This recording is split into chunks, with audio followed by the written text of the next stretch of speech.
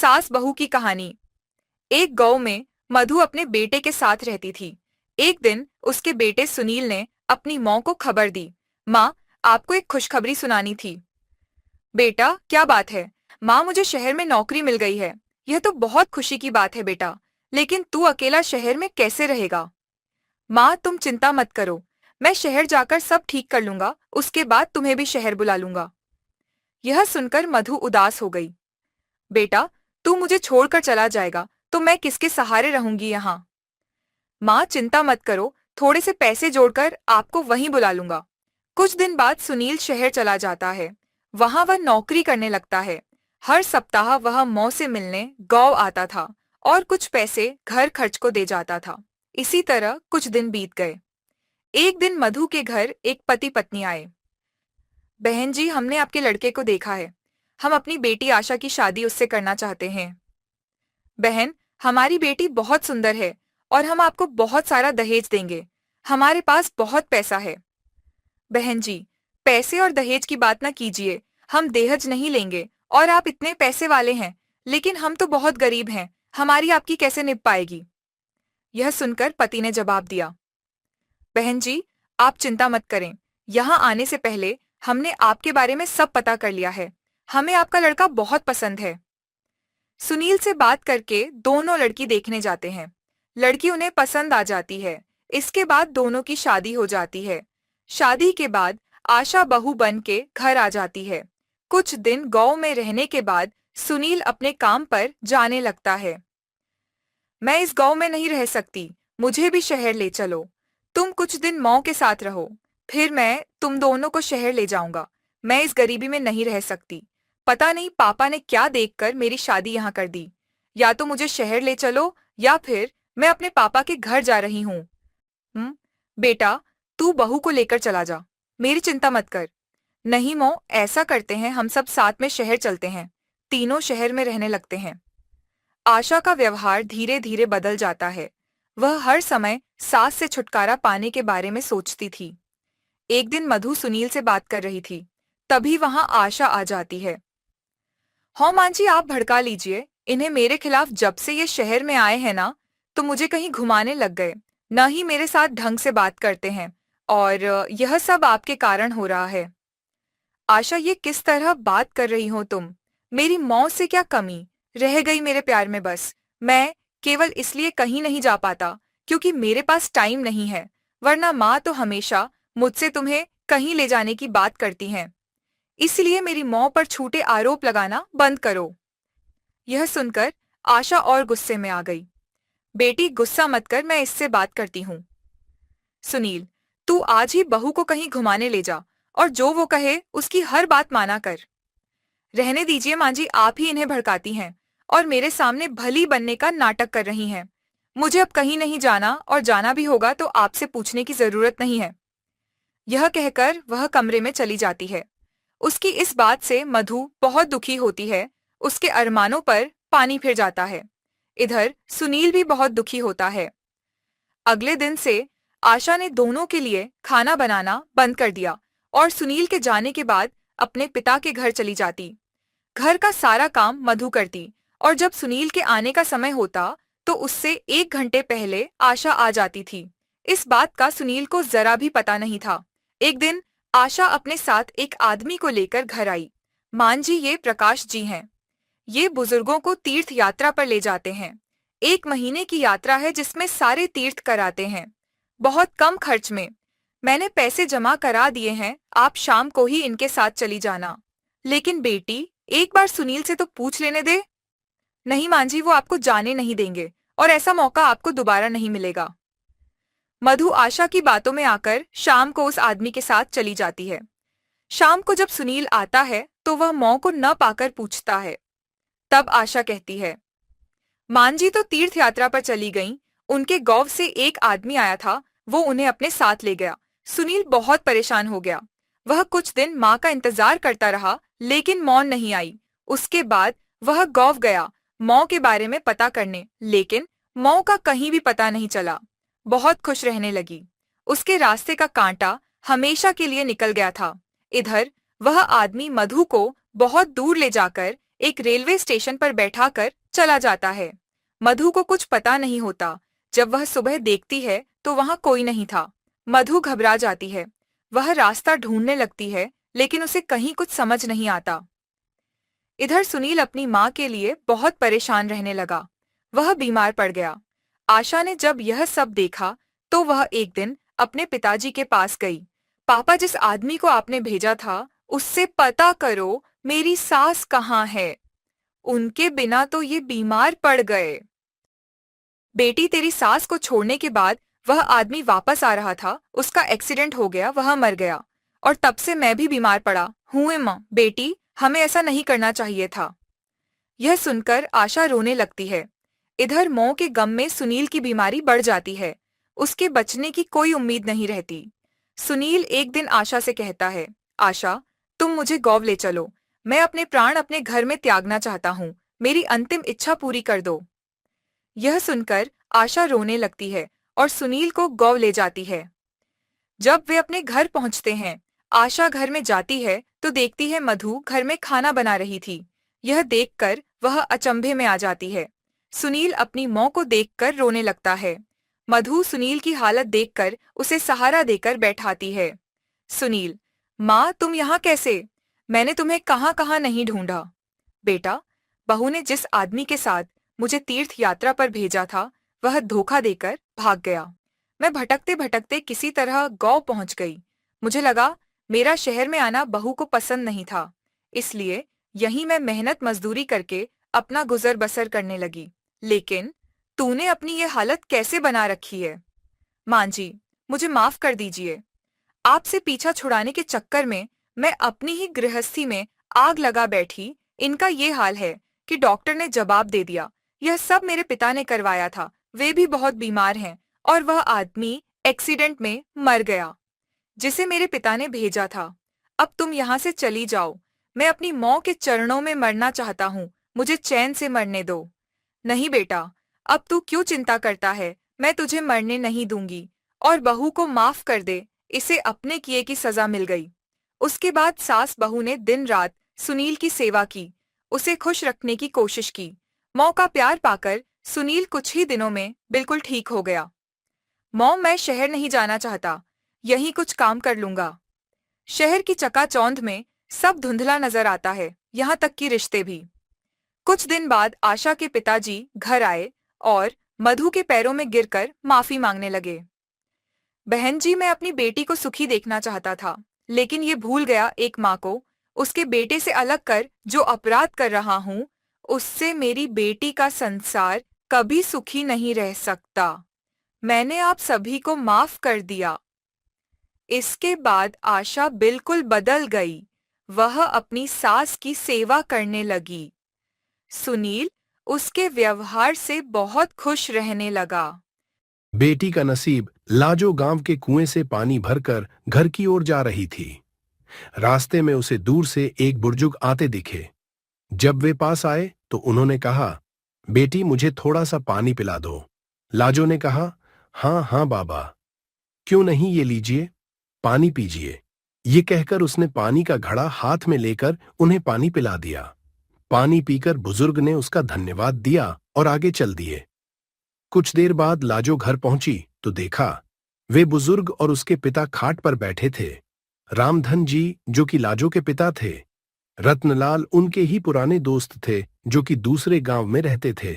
कई साल बाद वे रामधन से मिलने आए थे। रामधन जी ने जैसे लाजो को देख वे बोले, ले भाई, रत्नलाल आ गई मेरी बेटी। इसी के बारे में पूछ रहा था ना, बहुत ही होशियार बच्ची है। बस मेरी गरीबी और इसकी मां के न रहने के कारण इससे इसका बचपन छिन गया। आ बेटा, ये तेरे चाचा हैं, मेरे बचपन के दोस्त।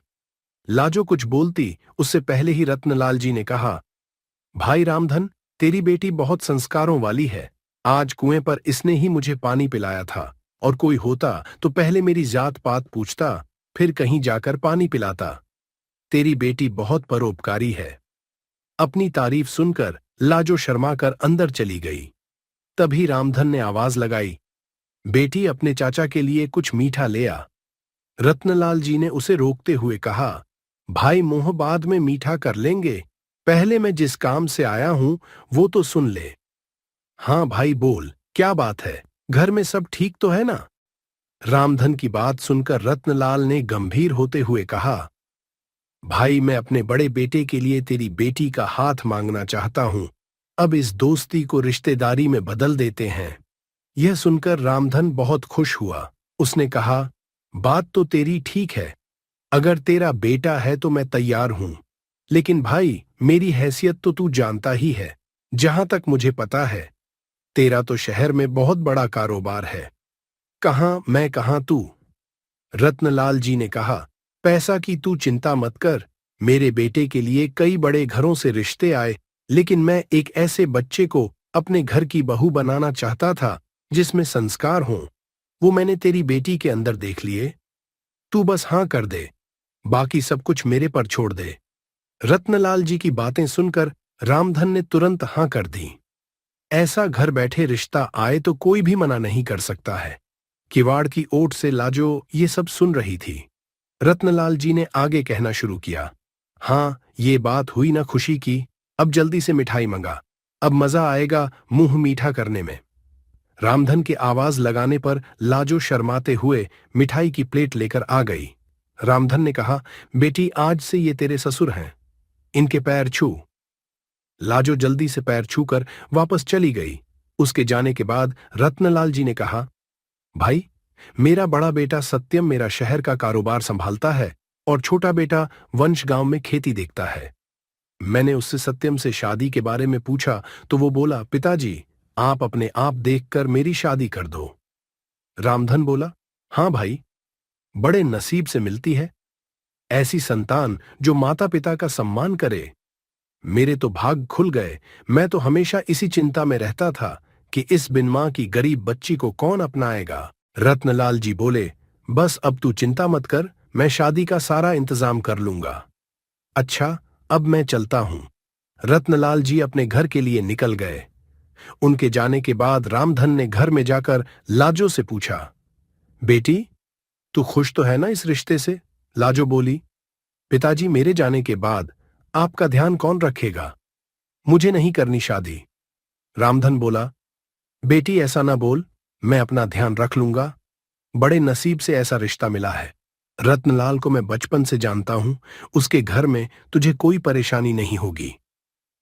कुछ दिन बाद पास के गांव से दो लोग आए और रामधन को शादी का शुभ मुहूर्त बताकर चले गए। उन्हें रत्नलाल जी ने भेजा था। अब रामधन शादी की तैयारियों में जुट गया। इसी तरह कुछ दिन बीत गए। रामधन ने अपना खेत गिरवी रखकर बेटी की शादी की तैयारियां पूरी कर ली थीं। शादी से एक सप्ताह पहले एक दिन रामधन अपने समधी से मिलने उनके गांव पहुंच गया। रत्नलाल जी ने उसे देखकर गले लगा लिया। उन्होंने अपने परिवार से मिलवाया। अपने होने वाले दामाद सत्यम से मिलकर रामधन बहुत खुश हुआ। रत्नलाल जी ने कहा, भाई तू यहां आया है, जरूर कोई बात है। बता क्या बात है?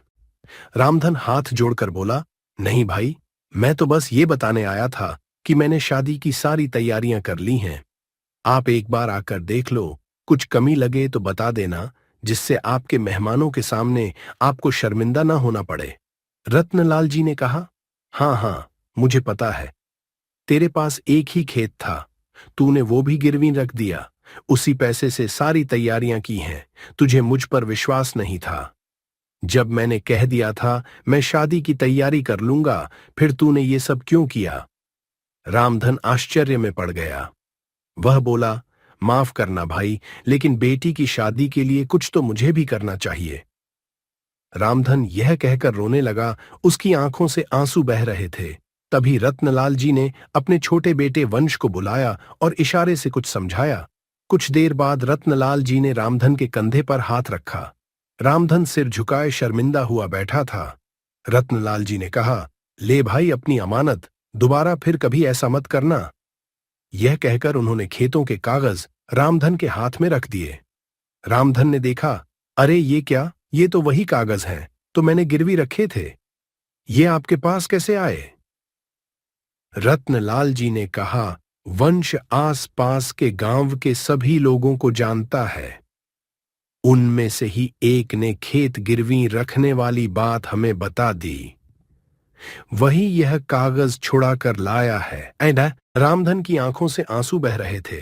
रत्नलाल जी ने उसे गले लगा लिया और बोला, भाई खेत ही गिरवी रख देगा तो कर्ज कहां से चुकाएगा और खाएगा क्या? आगे से ऐसा कुछ मत करना, मैं अपनी बेटी लेने आऊंगा। बस तू मिठाई बढ़िया सी बनवाना। यह सुनकर सब लोग हंस पड़े। रत्नलाल जी ने आवाज लगाई, वंश। वंश ने 50,000 रुपए लाकर अपने पिता के हाथ में रख दिए। रत्नलाल जी ने कहा, ले भाई शादी की तैयारियां कर, और वंश इन्हें घर छोड़ा। और हां सुन भाई, कल हम 4-5 आदमियों को तेरे घर भेज देंगे, वो सारा काम संभाल लेंगे। बस तू चिंता मत करना। रामधन कुछ बोल नहीं पा रहा था, उसके मुंह से बस इतना ही निकला, मेरी बेटी के नसीब खुल गए। यह कहते ही वह कुर्सी पर बैठे बैठे लुढ़क गया। इतनी खुशी बर्दाश्त नहीं कर पाया। उसने अपने प्राण त्याग दिए। रत्नलाल जी उसे संभालते, इससे पहले ही वह दुनिया छोड़ चुका था। रत्नलाल जी अपने दोस्त से लिपट कर रोते रहे। वे अपने दोस्त की अंतिम यात्रा लेकर उसके गांव पहुंचे। लाजो को जब यह पता लगा, वह रोते रोते बेहोश हो गए। रामधन का अंतिम संस्कार किया गया। रत्नलाल जी अपने परिवार के साथ वहीं रुक गए। 13वीं के 1 सप्ताह बाद उन्होंने सादा तरीके से सत्यम और लाजो की शादी एक मंदिर में करवा दी। लाजो के चमकते नसीब की खुशी में रामधन अपना जीवन जीना भूल गया था। सास बहू की लड़ाई। अविनाश, तुम कब मेरी बात सुनोगे? आखिर मैं तुम्हारी पत्नी हूं, काव्या ने गुस्से में अविनाश से कहा। अविनाश बिना बोले घर से बाहर निकल गया। अब ऐसा हर दिन होता है। काव्या अपनी सास सुलोचना जी की बहुत इज्जत करती थी, लेकिन सुलोचना जी हमेशा उसे नीचा दिखाने की कोशिश में लगी रहती थीं। आज भी वही काव्या ने सुबह जल्दी उठकर नाश्ता बनाया। अविनाश को सूजी का हलवा बहुत पसंद था, इसलिए उसने नाश्ते के साथ हलवा भी बनाकर सभी को परोस दिया। उसके ससुर रमेश जी ने सुलोचना जी को टोकते हुए कहा, ये क्या फिजूल खर्ची है, सुबह सुबह देसी घी का हलवा? सुलोचना जी ने काव्या को डांटते हुए पूछा, क्यों बहू, ये देसी घी क्या तेरे मायके से आया है? मांझी, वो इन्हें हलवा बहुत पसंद है, इसलिए थोड़ा सा बनाया है। यह कहकर काव्या अविनाश की तरफ देख रही थी, शायद वो कुछ बोले। तभी सुलोचना जी ने कहा, मैं सब जानती हूं, नम मेरे बेटे का बहाना करके खुद खाने का मन होगा। अविनाश चुपचाप नाश्ता करते रहे। काव्या की आंखों से आंसू छलक गए। इससे ज्यादा बुरा तब लगा जब अविनाश बिना हलवा खाए ही ऑफिस के लिए चल दिए। काव्या घर का काम समेटने में लग गई। इधर सुलोचना जी बाहर ड्राइंग रूम में बैठकर बड़बड़ाती रहीं। काम करके काव्या अपने कमरे में जाकर रोने लगी। कितने नाजों से पाला था उसे उसके पापा ने। उसे आज भी याद है, एक बार उसने गाजर के हलवा बनाने के लिए कहा था, लेकिन मोन ने सूजी का हलवा बना दिया था। पापा को जब यह पता लगा तो वे तुरंत बाजार गए। वहां से ढेर सारा गाजर का हलवा लाए थे, और उस दिन बिना कहे 2-3 दिन में गाजर का हलवा बनने लगा। आज उसे सूजी के हलवे के लिए कितनी बातें सुनाई जा रही हैं। उसे गुस्सा सास ससुर पर नहीं, अविनाश पर था, जो कि कुछ नहीं बोल पाए। शाम को जब उसने अविनाश से शिकायत की तो वो बस इतना ही बोले, इस घर में केवल मौ की पसंद का खाना बनता है, आगे से मेरी पसंद का कुछ मत बनाना। काव्या ने अविनाश से बात करनी बंद कर दी। आखिर क्या कसूर था काव्या का? यही कि वह अविनाश से बहुत प्यार करती है। इसी तरह कुछ दिन बीत गए। एक दिन काव्या ने सुलोचना जी से कहा, मां जी, मैं अपने घर जाना चाहती हूं कुछ दिन के लिए, अगर आप कहें तो आज ही चली जाऊं। कई दिन पहले मौ का फोन आया था, कह रही थीं, पापा की तबीयत ठीक नहीं है। सुलोचना जी वहां जब भी जाती है 1 सप्ताह से वापस नहीं आती। घर का काम कौन करेगा? तेरे ससुर और मेरा बेटा शाम को थक हार कर घर आएंगे। यहां उन्हें खाना भी नसीब नहीं होगा। मुझे तो चक्कर आ रहे हैं, मैं खाना नहीं बना सकती। जाना है तो 1 दिन के लिए चली जा। काव्या मन मारकर 1 दिन के लिए पीहर पहुंच जाती है। वहां पहुंचकर उसे और भी आश्चर्य होता है, भाभी मम्मी पापा कहां गए? काव्या ने घबराकर पूछा, उन दोनों का घर में मन कहां लगता है?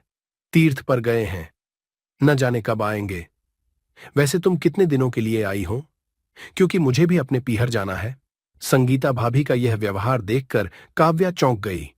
क्या ये वही भाभी हैं जो उनसे बहुत स्नेह जताती थीं? काव्या सोफे पर बैठी सोच रही थी। अच्छा, वो जो भैया ने मकान के पेपर साइन करा लिए थे, मैंने अपना हिस्सा छोड़ दिया था। शायद उसी साइन के लिए मेरे से प्यार जताया जा रहा था। काव्या उठकर खड़ी हो गई। भाभी, मुझे कुछ काम याद आ गया, मैं फिर आऊंगी, कहकर वह तेजी से घर से बाहर निकल गई। पीछे से गेट बंद होने की आवाज से वह समझ गई कि उसके जाने से भाभी को कोई खास फर्क नहीं पड़ा। भारी कदमों से चलते हुए वह मंदिर पहुंच गई, क्योंकि शाम से पहले यदि ससुराल जाती तो सुलोचना जी उससे कई सवाल करती। मंदिर में जाकर उसने भगवान के दर्शन किए। बस न कुछ मांगा न कुछ बोला। भगवान के चरणों में शीश नवाकर वह बाहर आकर बैठ गई। तभी सामने के पेड़ के नीचे उसे अपने माता पिता बैठे दिखाई दिए। काव्या भागकर उनके पास पहुंची। काव्या को देखकर उसकी मां रोने लगी। बेटी, तू यहां कैसे? पापा ने पूछा। वो छोड़िए, ये बताइए, आप यहां कैसे? आप तो तीर्थ यात्रा पर गए थे। काव्या के सब्र का बांध टूट गया, उसकी आंखों से आंसू बह रहे थे। बेटी, तेरी भाभी ने तुझसे झूठ बोला है। बिजनेस में पैसा लगाने के लिए तेरे भैया ने मकान अपने नाम करा लिया। मकान के कागज गिरवी रखकर साहूकार से कर्ज ले लिया। उसके बाद हम बोझ बन गए, हमें घर से निकाल दिया। पापा, अब क्या होगा? काव्या ने रोते हुए पूछा। बेटी, तू चिंता मत कर, हम कहीं वृद्धा आश्रम में चले जाएंगे। तू अपनी ससुराल जा, वहां किसी को यह बात मत बताना। अपने माँ बाप को इस हाल में देखकर वह उन्हें अपने साथ ले जाना चाहती थी, लेकिन जहां उसकी कद्र नहीं है वहां माँ बाप की क्या इज्जत होती। भारी मन से काव्या ससुराल की ओर चल दी। आज उसे अपने लड़की होने पर अफसोस हो रहा है। काश वो अपने माता पिता के लिए कुछ कर पाती। घर आकर उसने बहुत मुश्किल से घर का काम निपटाया। उसके बाद अपने कमरे में जाकर गुमसुम बैठ गई। उसकी आंखों से आंसू बह रहे थे। अविनाश अपने ऑफिस के काम में लगे हुए थे। जब वे सोने आए तो काव्या से पूछ बैठे, क्या बात है? आज फिर मौ की कोई बात बुरी लग गई जो आंसू बह रही हों? काव्या अपने को रोक नहीं पाई और उसने रो रो कर सारी बात अविनाश को बता दी। क्या मौ पिताजी को यहां ले आई? वे इस उम्र में कहां जाएंगे? अविनाश ने कोई जवाब नहीं दिया और करवट लेकर सो गए। इस बात से काव्या को बहुत गुस्सा आया। आज से मैं भी इनके मौ बाप की सेवा नहीं करूंगी, देखती हूं कौन इनकी सेवा करेगा। रोते रोते काव्या सो गई। 2-3 दिन बीत जाने पर उसकी चिंता बढ़ती जा रही थी। एक दिन वह सब्जी लेने के बहाने उसी मंदिर में पहुंची, लेकिन उसके माता पिता वहां नहीं थे। पंडित जी, यहां मेरे माता पिता उस पेड़ के नीचे बैठे थे, कई दिन से उनका कुछ पता है। तुम्हारा नाम काव्या है क्या? पंडित जी के मुंह से अपना सुनकर काव्या ने पूछा। जी हां, लेकिन आपको कैसे पता? तुम्हारे माता पिता ने यह पता दिया था और कहा था। वे अब यहां रहते हैं। काव्या ने पता देखा, वह यहां से कुछ दूर का था। काव्या ने मंदिर के बाहर निकलकर ऑटो रिक्शा किया और उस पते पर पहुंच गई। दरवाजा खटखटाया तो एक लड़की निकलकर आई। यहां का पता मुझे पंडित जी ने दिया है। काव्या बोली, आप काव्या दीदी हो? अंदर आ जाओ। काव्या को कुछ समझ नहीं आया। वह अंदर गई तो देखा उसके माता पिता सोफे पर बैठे थे। काव्या उन्हें देखकर रोने लगी। बेटी, अब क्यों रो रही है? तेरे कारण हमें यह मकान मिल गया। काव्या आश्चर्य से उनका चेहरा देखने लगी। लेकिन मौ, आप यहां कैसे? और ये लड़की कौन है? तब उसकी मौ ने कहा, बेटी, तुझे याद है तेरी शादी के बाद तेरी सास ने 40 लाख की डिमांड की थी। दामाद जी को बिजनेस खोलना था, इसलिए तेरे पिता ने उनकी डिमांड पूरी कर दी थी, जिससे कि तू सुखी रहे। जब तू हमसे मिलकर गई उसके अगले दिन दामाद जी आए। उन्होंने तेरे पापा के पैसे लौटा दिए, क्योंकि उन्होंने कोई बिजनेस शुरू नहीं किया था। तेरे पापा ने मना भी किया, लेकिन वे नहीं माने। उसके बाद उन्होंने प्रॉपर्टी डीलर से मिलकर 2 दिन में यह मकान खरीद दिया। 7-5 लाख रुपये बच गए। इससे उन्होंने ये लड़की नौकरी पर रखवा दी जो हमारी केयर करेगी। लेकिन मौ, उन्होंने मुझे तो कुछ नहीं बताया। काव्या की आंखों से आंसू बह रहे थे। वह रोते हुए वहां से अपने घर आ गई। घर आकर वह सोच रही थी, अविनाश ने कभी उसके लिए आवाज नहीं उठाई, लेकिन मेरे माता पिता के लिए इतना करने कर दिया जो कि कोई सगा बेटा भी नहीं कर सकता। रात को उसने अविनाश से पूछा, आपने ऐसा क्यों किया? अगर मांझी को पता लग गया तो क्या होगा? अविनाश का जवाब सुनकर काव्या रोने लगी। अविनाश ने कहा, जैसे तुम्हारे लिए ये माता पिता हैं, वैसे ही मेरे लिए भी तो वो माता पिता हैं। मैंने पैसे लेते समय ही सोच लिया था कि एक दिन ब्याज के साथ सारे पैसे लौटा दूंगा। लेकिन जब बिजनेस शुरू नहीं हो पाया तो मैं इन पैसों को अपने पास रखकर सही समय आने का इंतजार कर रहा था। अगर मैं तुम्हारे माता पिता को अपने घर ले आता तो उनका आत्मसम्मान हर दिन उन्हें धिक्कारता। बेटी के घर वे रहना पसंद नहीं करते, वे अपमानित न हो, इसलिए मैंने ये सब किया। अविनाश, मुझे माफ कर दो। आज तक मैं तुम्हें गलत समझती रही। तभी पीछे खड़ी सुलोचना जी बोली, बेटी, वह पैसा हमने उधार लिया था, वह तुम्हारे पिता की अमानत थी। मैंने और अविनाश ने पहले ही फैसला किया था कि ब्याज के साथ तुम्हारे पैसे लौटा देंगे। चल अब सो जा, सुबह नाश्ता टाइम पर नहीं बना तो अच्छा नहीं होगा। उनकी बात सुनकर काव्या, अविनाश और सुलोचना जी जोर से हंसने लगे। ये जादुई कहानी प्राचीन काल के एक गरीब इंसान की है जिसका नाम रतिलाल था। वह अपनी पत्नी के साथ छोटे से घर में रहता था। रतिलाल दैनिक भिक्षा मांगने जाया करता और जो कुछ भी मिलता उससे अपना और अपनी पत्नी का जीवन यापन किया करता। एक बार सारा दिन भिक्षा मांगने के बाद उसे केवल एक मुट्ठी चावल हाथ लगे और वह अपने घर पहुंचा तो उसकी पत्नी दुखी होकर बोली, घर में तो अनाज का एक दाना भी नहीं बचा है और आप एक मुट्ठी चावल ही लाए हैं। भला इसमें कैसे हम अपना पेट भर सकते हैं। और वह थक हार के घर में बैठा ही था कि द्वार पर एक भिक्षुक आ जाता है और वह कुछ खाने के लिए मांगता है। रतिलाल धर्म संकट में फंस जाता है। अब वह एक मुट्ठी चावल अपनी पत्नी को दे या सामने खड़े भिक्षु को, लेकिन वह द्वार पर आए किसी व्यक्ति को बिना कुछ दिए जाने नहीं दे सकता था, इसलिए उसने वह चावल भिक्षुक की टोकरी में डाल दिया। रतिलाल की पत्नी अंदर काम कर रही थी और जैसे ही वह बाहर आई तो रतिलाल ने भिक्षुक को चावल देने वाली बात बता दी और इस बात को सुनते ही रतिलाल की पत्नी गुस्से में आ गई। तभी रतिलाल ने बताया, चावल के बदले भिक्षु उसे एक पतीला दे गए हैं और उन्होंने कहा है कि अब से खाना इसी में बनाना। रतिलाल की पत्नी गुस्से से कहती है, क्या इसमें पानी उबाल कर दूं, क्योंकि अनाज तो है नहीं और जो आप लाए थे उसको भी दान दे दिया। और जैसे ही वह पतीले को उठाती है तो उसे कुछ वजन का एहसास होता है और वह पतीले को खोलकर देखती है तो चौंक जाती है, क्योंकि उसमें इन दोनों के लिए पका हुआ खाना रखा होता है। रतिलाल की पत्नी के चेहरे में खाने को देखकर मुस्कुराहट आ जाती है।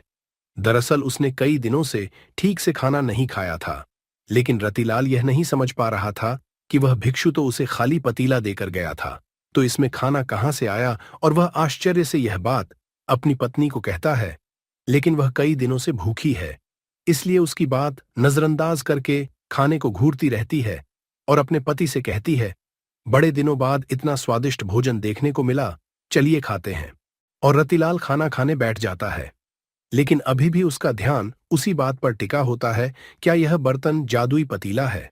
भोजन करने के बाद वह अपनी पत्नी से अपने दिमाग में चल रही उथल पुथल के चलते यह बात कहने से अपने आप को रोक नहीं पाया कि जरूर यह जादुई पतीला है जिससे इच्छानुसार भोजन प्राप्त किया जा सकता है। तभी दोनों ने मिलकर पतीले का परीक्षण करने का विचार बनाया और पतीला खाली करके पतीले से दोबारा भोजन बनाने का आग्रह किया और कुछ क्षण में उनकी इच्छानुसार भोजन बनकर तैयार हो गया। यह देखते ही दोनों खुश हो जाते हैं, क्योंकि अब उनकी भूख हमेशा के लिए शांत हो जाएगी और उन्हें खाने के लिए किसी और के सामने हाथ नहीं फैलाने पड़ेंगे। खुश होकर दोनों ने राज्य में ऐलान कर दिया कि वह सारे राज्य को खाना खिलाएंगे। यह बात दूर दूर तक फैल गई कि कोई गरीब इंसान ऐसा धनवान बना है जो पूरे राज्य को भोजन पर आमंत्रित कर रहा है। और अगले ही दिन रतिलाल के घर के सामने हजारों की तादाद में लोगों का हुजूम उमड़ पड़ा, जिनमें से ज्यादातर लोग तो यह देखने आए थे कि भला यह गरीब इतने सारे लोगों को कैसे खाना खिला पाएगा। लेकिन देखते ही देखते एक से एक व्यंजन सबके सामने रख दिए गए और सभी को खुला आमंत्रण दे दिया गया, जितना खाना हो उतना खाइए और जरूरत पड़े तो घर भी ले जाइए। यह सुनते ही राज्य के सभी लोगों ने जी भर के खाना खाया और अपने साथ अपने परिवार के लिए भी लेकर गए, लेकिन खाना खत्म नहीं हुआ। यह देखकर कुछ लोगों के मन में शंका उत्पन्न होने लगी है और उन्होंने राजा से जाकर शिकायत कर दी कि महाराज, जरूर उसने कहीं से चोरी की है, कि अन्यथा उसके पास इतना धन कहां से आएगा कि वह पूरे राज्य को भोजन करवा सकें। और राजा भी सच जानना चाहता था। राजा ने रतिलाल को अपने दरबार बुलवाया। रतिलाल ने जादुई पतीले की बात राजा से कह दी। राजा के मन में पतीले की बात सुनते ही लालच आ गया और उसने रतिलाल से वह पतीला प्राप्त कर लिया। लेकिन राजा के हाथ में पतीला आते ही बेअसर हो गया। राजा को लगा कि जादुई पतीले की बात झूठ है और उसने रतिलाल को गिरफ्तार कर लिया और उस पर चोरी का आरोप लगाया गया। रतिलाल सबके सामने चिल्लाता रहा, मैंने चोरी नहीं की, लेकिन उसकी बात पर किसी को यकीन नहीं था। राजा ने आदेश दिया कि रतिलाल का पतीला नदी में विसर्जित कर दिया जाए और रतिलाल जब तक अपनी चोरी की गलती स्वीकार न कर ले तब तक कारागार में ही रखा जाए। और जैसे ही पतीले को पानी में विसर्जित किया जाता है, राजा के महल में चारों तरफ पानी बहने लगता है और देखते ही देखते राजा का महल पानी की बाढ़ से डूबने लगता है। राजा अचानक अपने महल की ऐसी स्थिति से घबरा जाता है। उसे समझ में नहीं आता कि यह कैसे हो रहा है। तभी वह अपने राज्य के ज्योतिष आचार्यों से चर्चा करता है और आचार्य उसे बताते हैं कि तुमने एक निर्दोष व्यक्ति को करघार में डालकर अपराध किया है, इसलिए आपके महल की ये स्थिति हो गई है, और यदि आपने उसे करघार से वापस नहीं निकाला तो इस राज्य का सर्वनाश हो जाएगा। उसे आभास होता है कि उससे अधार्मिक कार्य हुआ है और वह भागते हुए रतिलाल के पास जाता है और हाथ जोड़कर कहता है, मुझे क्षमा कर दीजिए, मुझसे बहुत बड़ी भूल हो गई, मेरे महल को बचा लीजिए। नादानी में मैंने आपका जादुई पतीला नदी में विसर्जित कर दिया है, लेकिन मैं वचन देता हूं कि जीवन में कभी भी आपको किसी चीज की कमी नहीं उन्हें दूंगा। और जैसे ही राजा ने रतिलाल को कारागार से बाहर निकाला, महल में जल का स्तर कम होने लगा। राजा ने रतिलाल को बहुत सी दौलत भेंट की और उसे अपने शाही रथ से उसके घर भिजवाया। बेटी की किस्मत। गीता एक गरीब परिवार में रहने वाली छोटी सी बच्ची थी। उसकी माँ कल्याणी लोगों के घरों में साफ सफाई का काम करती थी। उसके पिता एक दिहाड़ी मजदूर थे। उन्हें कभी काम मिलता था, कभी नहीं मिलता था। गीता पहली क्लास में एक सरकारी स्कूल में पढ़ती थी। गीता पढ़ाई में बहुत होशियार थी। गीता घर पर आकर घर का काम निपटाकर पढ़ने बैठ जाती थी। एक दिन गीता शाम तक माँ का इंतजार कर रही थी। माँ के न आने पर वह परेशान हो गई। शाम को उसके पिता मोहन जी घर आए तो वे गीता को घर पर छोड़कर कल्याणी को ढूंढने निकले। कल्याणी जिन घरों में काम करती थी, उन्होंने सब जगह पता किया। उन्हें पता लगा कि कल्याणी तो आज काम पर आई ही नहीं। रात हो चली थी। मोहन जी पुलिस स्टेशन पहुंच गए। वहां जाकर उन्होंने कहा, साहब मेरी पत्नी सुबह से गुम है, आप रिपोर्ट लिख लो। पुलिस वालों ने कहा, 24 घंटे से पहले रिपोर्ट नहीं लिख सकते। मोहन जी को गुस्सा आ गया। वे बोले, आपको पता है उसके साथ क्या हो सकता है, आप रिपोर्ट लिखो और मेरे साथ उसे ढूंढने चलो। पुलिस वाले ने उन्हें उल्टा सीधा बोलकर भगा दिया। निराश होकर वे घर आ गए। घर आकर उन्होंने देखा गीता बैठी रो रही थी। मोहन जी फटाफट बाजार गए और गीता के लिए खाना लाए। गीता ने थोड़ा सा खाना खाया और सो गई। इधर मोहन जी इधर उधर भटकते रहे, लेकिन कल्याणी का कहीं कुछ पता नहीं लगा था। सुबह जब गीता की आंख खुली तो उसके घर के बाहर भीड़ लगी हुई थी। सामने सफेद कपड़ा ओढ़े उसकी माँ लेटी हुई थी। उनका सिर ढका हुआ था। गीता को कुछ समझा नहीं आया। पास ही में मोहन जी खड़े रो रहे थे। तभी गीता की चाची ने उसे अपने से लिपटा लिया और बोली, बेटी तेरी माँ हम सबको छोड़कर चली गई। गीता का दिल धक से बैठ गया। उसकी आंखों से आंसू बहने लगे। वह रोती हुई माँ से लिपट गई। उठो न माँ, उठो, देखो रात को तुमने मेरे लिए खाना भी नहीं बनाया। गीता की चाची उसे संभालने की कोशिश कर रही थी। कुछ देर बाद गीता रोते रोते बेहोश सी हो गई। उसे सब कुछ दिख रहा था, लेकिन अब उसे होश नहीं था। कुछ देर में उसकी माँ को अंतिम संस्कार के लिए ले गए। गीता अब गुमसुम रहने लगी थी। वह किसी से ज्यादा बात नहीं करती थी। एक दिन मोहन जी ने गीता से कहा, बेटी कल्याणी तो अब वापस नहीं आएगी, तू और मैं ही रह गए हैं। तू चिंता मत कर, मैं तेरा अच्छे से ख्याल रखूंगा। इसी तरह समय बीत रहा था। गीता अब घर के काम निपटाने लगी थी। एक दिन गीता मंदिर जा रही थी। वह अब सुबह उठकर नहा धोकर मंदिर जाती थी। उसकी माँ को मरे 2 महीने हुए थे। वह अब माँ के सारे काम करने लगी थी। उसकी माँ मंदिर जाती थी, इसलिए वह उनकी जगह मंदिर जाने लगी। मंदिर में उसे एक बुजुर्ग मिलती थी। धीरे धीरे गीता और रंजना जी में जान पहचान हो गई। मंदिर में दर्शन करने के बाद दोनों मंदिर की सीढ़ियों पर कुछ देर के लिए बैठ जाती। रंजना जी ने बातों बातों में गीता के बारे में सब कुछ जान लिया। एक दिन मोहन जी घर पर ही थे। उनका काम छूट गया था। वे इसी उलझन में थे कि अब क्या करेंगे। तभी गीता अंदर आई और बोली, पापा देखो कौन आया है।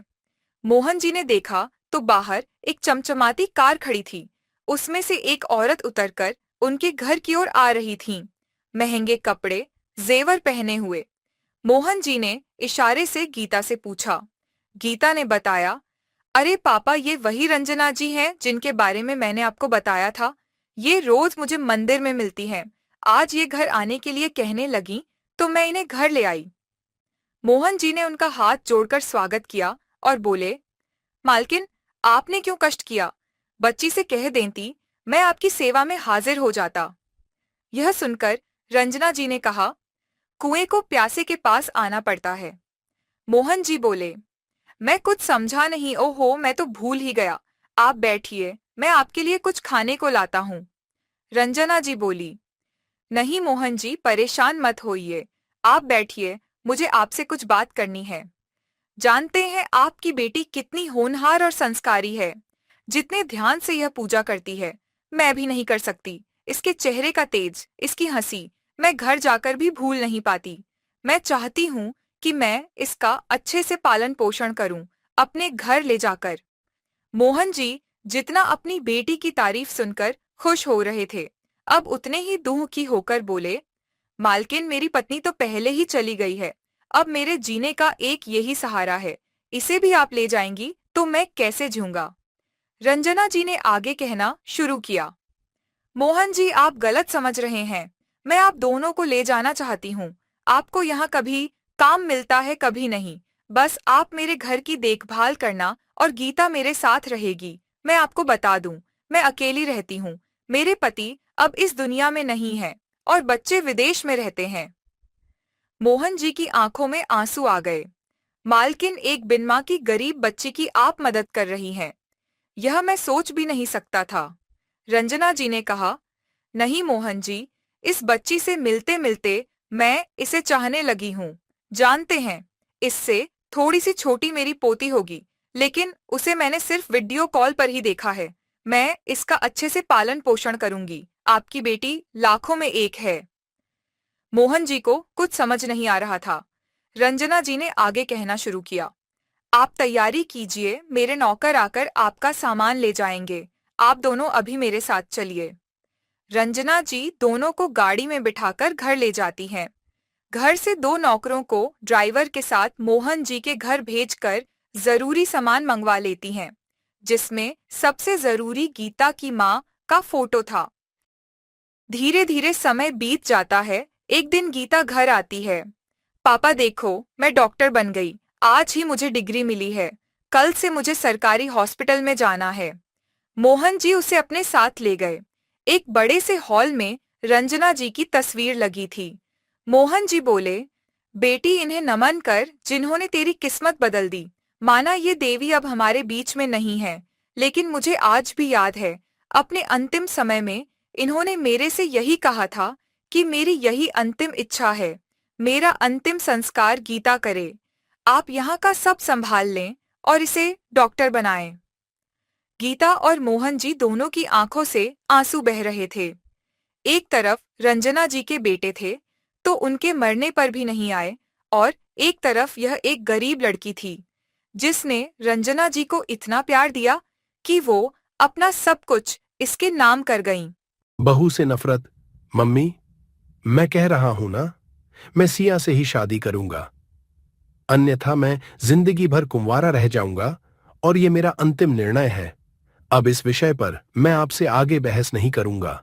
तभी अभिनव की मम्मी रमा जी ने कहा, बेटा तू समझता क्यों नहीं है? हमने तेरे सामने सिया की जन्म कुंडली पंडित जी को दिखाई थी ना, और उन्होंने सिया की कुंडली में मांगलिक दोष बताया है।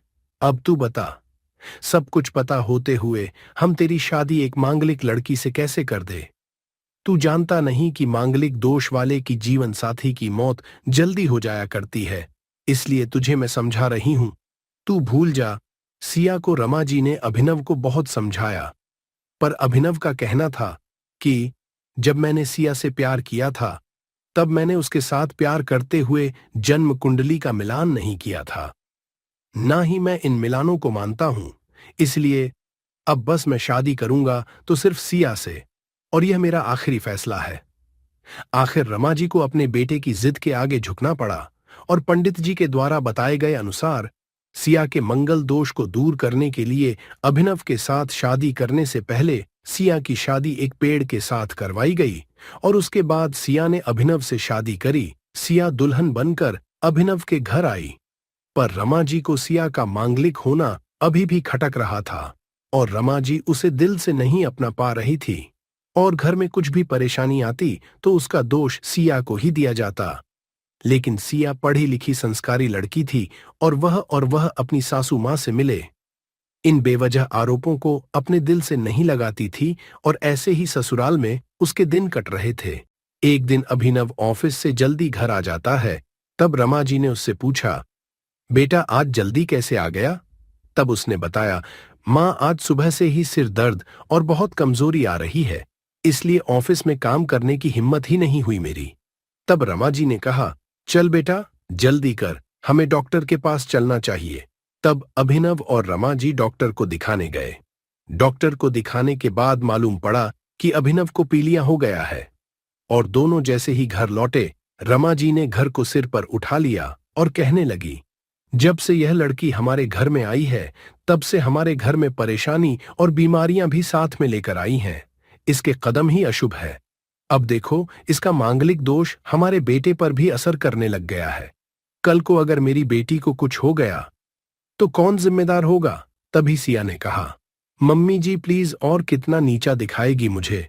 आज तक मैं चुप रही क्योंकि पापा ने यही सिखाया था कि बड़ों के आगे ससुराल में जवाब मत देना, पर आज तो आपने हद ही कर दी है। अगर मैं आज नहीं बोली तो जिंदगी भर खुद को माफ नहीं कर पाऊंगी। मम्मी जी, अगर आप पंडित जी पर भरोसा नहीं करती थीं तो उनके कहे अनुसार आपने सारी मांगलिक दोष निवारण की विधि क्यों करवाई? क्यों पहले आपने मेरी पेड़ से शादी करवाई? दोष मेरा मांगलिक होना नहीं है, बल्कि दोष तो मेरा आपकी बहू होना है, क्योंकि घर में जाने अनजाने में कुछ भी परेशानी आती है उसको आप मुझसे जोड़ देती है, और जब कोई सास अपनी बहू से सिर्फ नफरत कर रही होती है तब यह बहु दोष बेटे बहू को नहीं पूरे परिवार को परेशानी में डाल देता है, और इस बहु दोष से मुक्ति भी सिर्फ सास ही दिलवा सकती है। बहू को अपनी बहू माने, उसे दिल से अपनाए, उसे भी सम्मान दे और यह महसूस कराए कि वह भी इस परिवार का सदस्य है। नहीं तो बहु दोष मांगलिक दोष से भी ज्यादा पीड़ादायक हो जाता है। सिया की कही हुई बातें रमा जी के दिल को झकझोर रही थीं, और उन्हें मन ही मन पश्चाताप भी हो रहा था। उस समय उन्होंने सिया को कुछ भी नहीं कहा। थोड़े दिन बाद अभिनव बिल्कुल ठीक हो गया और ऑफिस जाने लगा, और 1 महीने बाद अभिनव की सैलरी भी बढ़ गई।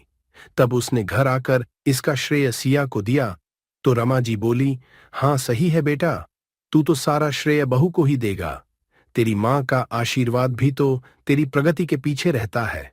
तेरे सातल, तू तो मुझे श्रेय देना भूल ही गया। तब अभिनव ने कहा, मां इस बार सिया का मांगलिक दोष मुझ पर और न ही मेरी तरक्की पर नहीं लगा, और मां जब हम बुरी परेशानियों का श्रेय सिया को देते हैं तो अच्छे कामों का श्रेय भी तो सिया को ही देना चाहिए, तो इसलिए आज का सारा श्रेय सिया को जाता है। अभिनव ने हंसते हुए कहा। तब सिया बोली, अभिनव तो क्या तुम भी मुझे ऐसा समझते हो? तब अभिनव ने कहा, नहीं सिया, बिल्कुल नहीं, बल्कि मैं तो मां को यह समझाना चाह रहा हूं कि सुख दुख हमारे जीवन का हिस्सा है, और कभी जीवन में खुशियां आती हैं तो कभी गम भी आते हैं। इसके लिए हमें परिवार के सदस्य या अपनी बहू को दोष देना उचित नहीं है। तभी रमा जी बोली, बेटा सही कह रहा है, तू और तेरी तरक्की ही बहुत है। मुझे इस झूठे दोषों से बाहर निकालने के लिए आज मैं यह कसम लेती हूं कि आज के बाद मैं सिया को किसी भी बात का दोष नहीं दूंगी। यह सुनकर सिया आज बहुत खुश थी, क्योंकि आज उसको उसकी सास ने मांगलिक दोष के साथ साथ बहु दोषों से भी मुक्ति दे दी थी। बेटी की जिद। कोमल प्रियदर्शन जी की एकलौती बच्ची, जिसे वो बहुत लाड़ प्यार से पाल रहे थे। कोमल 7 साल की थी, लेकिन उसके पिता उसे अभी केवल 2 साल की समझते थे। प्रियदर्शन जी का बहुत बड़ा कारोबार था। शहर के बीचों बीच आलीशान कोठी, कई नौकर उनके घर की देखभाल करते थे, कई बड़ी बड़ी गाड़ियां, पैसों की कोई कमी नहीं थी। सुबह कोमल सो रही थी, तभी उसकी मम्मी कविता ने उसे उठाया। कोमल जल्दी से अपने पापा से मिलने आ रही थी, क्योंकि पापा चले जाते हैं फिर रात को देर से आते हैं। वह सीढ़ियां उतर ही रही थी, तभी उसने देखा उसके पापा मैनेजर राधे श्याम को डांट रहे थे। राधे श्याम जी, आपको कितनी बार कहा है कि मुझे काम में लापरवाही नहीं चाहिए, लेकिन आप ठीक से काम ही नहीं कर रहे हैं। ऐसा है तो आपको नौकरी से निकाल देता हूं। आपके जैसे बहुत से मैनेजर लाइन लगाकर खड़े हो जाएंगे। राधे श्याम जी की आंखों से आंसू छलक रहे थे। उन्होंने गिड़गिड़ाते हुए कहा, सर मेरा बेटा बहुत बीमार था, इसी कारण हॉस्पिटल जाना पड़ा, मुझे काम से मत निकालिए, आगे से ऐसी गलती नहीं होगी। कोमल सीढ़ियों पर खड़े खड़े सब सुन रही थी। थोड़ी देर बात करने के बाद राधेश्याम जी चले जाते हैं। कोमल अपने पापा के पास आ जाती है। उसे देखकर प्रियदर्शन जी बहुत प्यार से कहते हैं, मेरा बेटा आ गया, आज तो बहुत जल्दी उठ गया। क्या बात है बेटी, कुछ उदास सी लग रही हो, किसी ने कुछ कहा क्या? ये सुनकर कोमल ने मुस्कुराते हुए कहा, नहीं पापा, किसी ने कुछ नहीं कहा है, बस आप वो राधेश्याम अंकल को डांट रहे थे, मुझे अच्छा नहीं लगा, बेचारे रो रहे थे।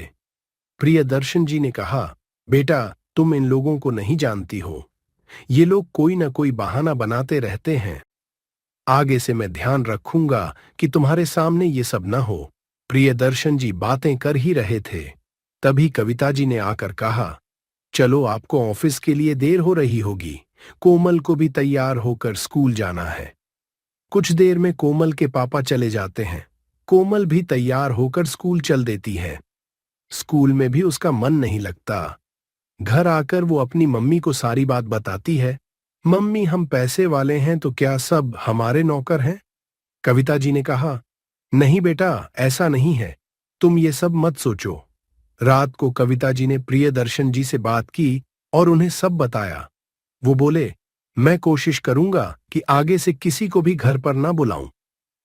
कुछ दिन बाद कोमल का जन्मदिन था।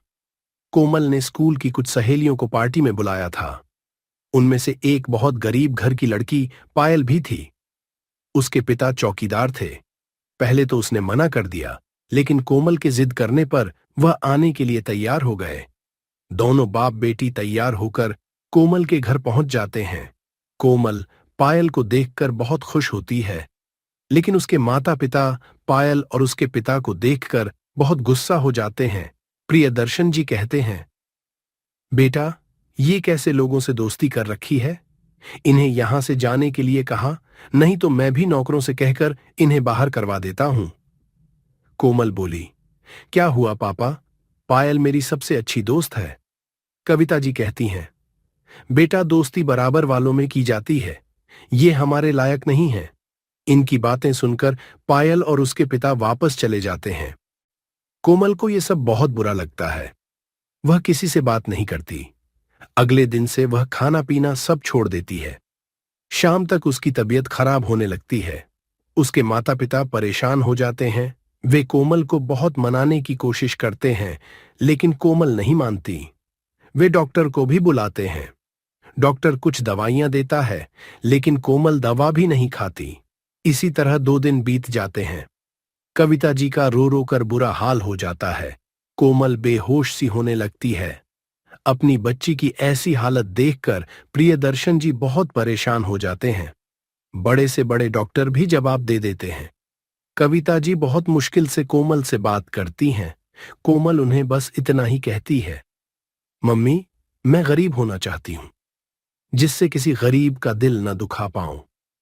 यह सुनकर उसके मम्मी पापा को गहरा धक्का लगता है। वे समझ जाते हैं कि उनका गरीबों से भेदभाव ही उनकी बेटी के लिए जानलेवा रोग बन गया है। प्रियदर्शन जी अपनी बेटी से कहते हैं, बेटी, आज के बाद मैं किसी का अपमान नहीं करूंगा। कविता जी भी उसे समझाती रहीं। प्रियदर्शन जी उसे छोड़कर स्कूल पहुंच गए। वहां प्रिंसिपल को सारी बात बताई। उसके बाद वे पायल को लेकर उसके घर गए। प्रियदर्शन जी ने कहा, भाई जी, मुझे माफ कर दो, मैंने उस दिन आपका अपमान किया था। मेरी बेटी उसी दिन से खाना पीना छोड़कर बीमार पड़ी है। मुझ पर एक एहसान कर दो, मेरे साथ चलो। पायल के पिता पायल को साथ लेकर उनके घर पहुंच गए। पायल ने कोमल से कहा, देख मैं आ गई, तेरे पापा मुझे लाए हैं और अब वे कभी गुस्सा नहीं करेंगे। प्रियदर्शन जी ने कहा, बेटा अब तो कुछ खा ले। देख मैंने अपना घमंड छोड़ दिया है। अब मैं अपनी सारी दौलत गरीबों में बांट दूंगा। तू भी अपनी जिद छोड़ दे। कोमल ने हां में सर हिलाया। उसके बाद डॉक्टर ने कोमल को जूस पिलाया, फिर कुछ खाने के लिए दिया। प्रियदर्शन जी ने पायल के पिता को अपने पास ही में एक घर बनवाकर दे दिया। उस दिन के बाद से उनको जितना भी फायदा होता, बस अपने खर्चे लायक रखकर सब दान कर देते थे। बेटी की जिद ने एक पिता को जिंदगी का सबक सिखा दिया। जब एक हरे भरे जंगल के किसी शांत कोने में एक चिड़िया बसी हुई थी, जिसका नाम सोना था। वह अपने 3 प्यारे छोटे छोटे बच्चों के साथ वहां रहती थी। उसके सुंदर और आरामदायक घर एक लंबे बरगद के पेड़ की शाखाओं में छिपा हुआ था। वह एक साहसी और समर्पित मां थी। सोना रोज अपने बच्चों को जीवन जीने का पाठ पढ़ाती, उन्हें कैसे उड़ना है, खाने की तलाश कैसे करनी है, मुसीबत के समय अपनी रक्षा कैसे करनी है। इस तरह ये सब बातें रोज सोना अपने बच्चों को सिखाती। सोना रोज सोते समय उन्हें मीठा और सुरीला गीत गाकर सुनाती थी। उसकी सुरीली धुन बच्चों के दिल को खुशी से भर देती थी। सोना का एक पुराना दोस्त चीकू कोआ था। वह पास के पेड़ पर ही रहता था। वह अक्सर सोना के साथ खाने की तलाश में उसके साथ जाया करता था। जब सोना बच्चों के लिए खाना लेने निकली, उसका दोस्त चीकू भी आ गया। चीकू ने सोना से पूछा, सोना क्या तुमने उस क्रूर चील के बारे में सुना? कल उसने कबूतर के बच्चों को अपना खाना बना लिया। सभी कबूतर के लिए दुखी है। सारे पक्षी अपने अपने बच्चों को लेकर बहुत डरे हुए हैं। सोना ने बताया, हां भाई चीकू, मैंने भी सुना है कि उसने कबूतर के 2 बच्चों को खा लिया। अगर वो समय से ना आती तो वो दुष्ट चील उसके तीसरे बच्चे को भी खा जाता। चीकू ने आगे बताया, देखो सोना, मैं तुम्हें डरा नहीं रहा, बल्कि बहुत भारी दिल से बता रहा हूं कि उस चील की निगाह अब तुम्हारे घर पर है। मैंने उसे आज तुम्हारे घर के ऊपर घूमते हुए देखा। तुम्हें अब सावधानी से रहना होगा। सोना चीकू की बात सुनकर डर गई। उसका दिल दहला गया। घर पहुंचने पर उसने अपने प्यारे बच्चों को गले से लगाया। वह जानती थी कि उसके बच्चे अब खतरे में हैं। सोना और चीकू की योजना। सुबह होते ही सोना ने अपने दोस्त चीकू से मदद मांगी। सोना ने चीकू से कहा, चीकू भाई, हमें उस अत्याचारी चील को यहां से भागना ही होगा, वरना वो हम सबके बच्चे बारी बारी से खा जाएगा। चीकू सोना की बात से सहमत था, लेकिन उसने सोना से पूछा, पर हम उस चील का सामना अकेले कैसे करेंगे? सोना ने अपना प्लान चीकू को विस्तार से समझाया। सोना ने अपने बच्चों को चीकू के घर छोड़ दिया। दोनों दूसरे पक्षियों से मदद मांगने निकल गए। सीधा सामना करने की बजाय सोना ने अपनी बुद्धिमत्ता का इस्तेमाल करके उस अत्याचारी चील को बेवकूफ बनाने का निर्णय लिया। उसने चीकू और दूसरे पक्षियों की मदद से मिलकर जानबूझकर दूसरे पेड़ में एक घोंसला बनाया, जो उसके असली घर की तरह दिखाई देता था। घोंसले के अंदर उसने पत्थर, कीड़े, टहनियां रख दिए और उन्हें घास से ढक दिया। उसने घोंसले की बनावट इस प्रकार की मानो उसमें स्वयं उसके बच्चे बैठे हों। सोना जानती थी कि चील की तेज आंखें इस घोंसले को देखेंगी। सभी पक्षी छुप गए। जब सूरज धीरे धीरे ढलने लगा, चील सोना के घर के ऊपर चक्कर काटने लगा। बच्चों को अकेला समझकर वह सोना के घर पर उतार गया। जैसे ही उसने हमला करा, उसकी चोंच पत्थर से टकरा गई। उसने देखा सिवाय पत्थर, कीड़े और घास टहनियों के उसमें कुछ नहीं है। धोखा खाकर वह जोर से चिल्लाया। उधर सारे पक्षी तेजी से आए और चील पर हमला बोल दिया। सबने अपनी चोंच मार मार कर चील को घायल कर दिया और दूर भगा दिया। इस तरह सोना की चालाक योजना काम कर गई। सब खुशी से चहकने और गीत गाने लगे। सभी ने सोना से पूछा, सोना तुम्हारे अंदर इतना साहस कैसे आया? तुमने अपने बच्चों के साथ साथ सबकी जान बचाई। सोना ने कहा, मुझे पता था कि बुद्धिमत्ता, तेज सोच और सबके साथ से बड़ी मुसीबत से निपटा जा सकता है। बस इसी सोच से आज हम सब ने मिलकर एक बड़ी मुसीबत का सामना किया और हम जीत भी गए। इस तरह ये सबके लिए एक यादगार घटना बनकर रह गई। सभी पक्षी अपने बच्चों को कहानी के रूप में इस सच्ची घटना को सुनाते, ताकि वे भी अपने बच्चों को निडर और साहसी बना सके। कहानी से सीख, हमें जल्दबाजी में कभी कोई निर्णय नहीं लेना चाहिए। हमें सूझबूझ और बुद्धिमानी के साथ काम करना चाहिए। एक साथ मिलकर हम बड़ी से बड़ी मुसीबत का सामना कर सकते हैं।